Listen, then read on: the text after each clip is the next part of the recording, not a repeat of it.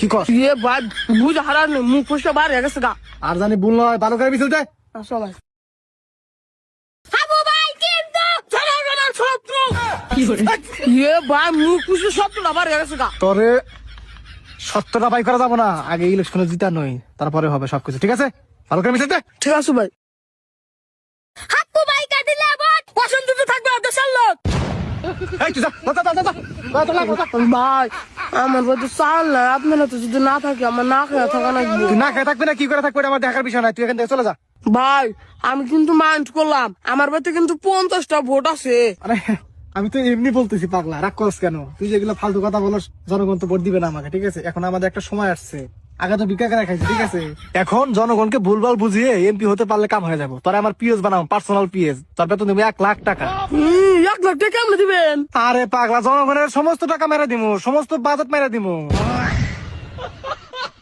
আরে ভাই আপনি ভোটের আগে না কথা কোন তাহলে আপনার মানুষ ভোট দিব না সেটা তোর চিন্তা করা লাগবে না, তুমি মিছিল দে।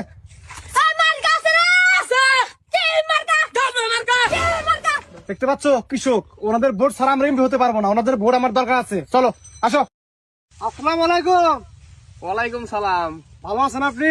এই তো আলহামদুলিল্লাহ ভালো। আমি গাবলা মার্কার মনোনীত এমপি প্রার্থী, আমার নাম হাপ্পু মিয়া, আমাকে আপনি চেনেন? না বাবাজি, আপনারে তো চিনলাম না। আরে চাচা আপনি হাপু বাইরে ছিলেন না? পাশের গ্রামে যে 10টা গরু চুরি হয়েছিল না, ওই চুরিটা হাপু বাই করছিল, ওইটাই পাইছে এবারে ভোটে দাঁড়াইছে।